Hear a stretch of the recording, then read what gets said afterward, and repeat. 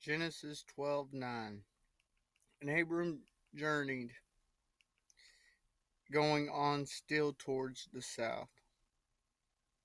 So Abraham kept moving. He never found a place that was his own at this point in time, but he was still seeking to follow God and trusting that he'd be faithful because he always is. Okay. Joel 2:22 through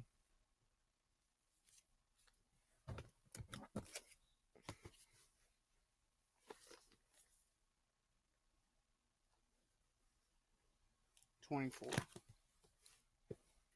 Okay.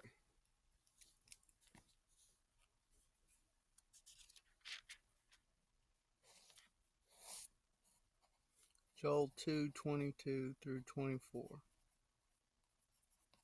Okay.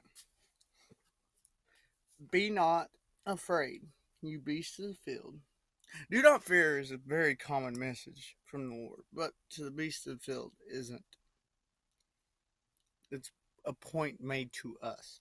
For the pastures of the wilderness do spring, for the tree bears her fruit, the fig tree and the vine do yield their strength. So what's the point to us? The point to us is our fall affects creation. And us being faithful to God affects creation. He allows us to be blessed. Now, this isn't always the case because sometimes He allows us to have hard times, like we see in the book of Job, to prove a point to grow us.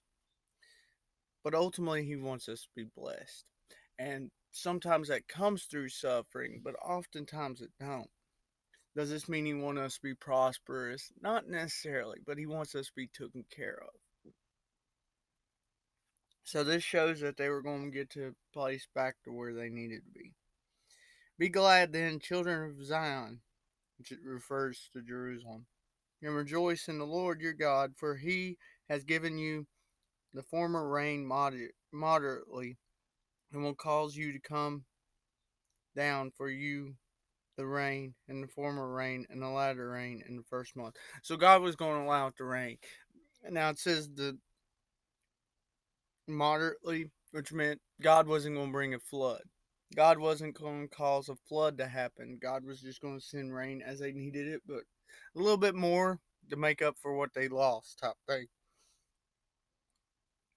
So that these things, the trees, the fruit, the animals could flourish, and so that could they.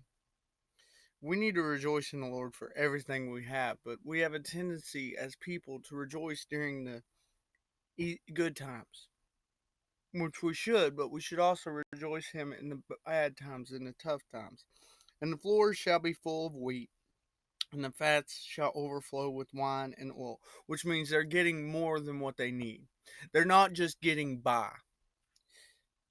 How sad is it just to be enough to get by? I believe God wants us to be ahead. He don't want us to spend more than we have or spend exactly what we have. He wants us to be able to have more than what we have, which means don't overspend, don't overuse His resources that He gives us. But we need to trust Him with what we have and be stewards of everything He gives us.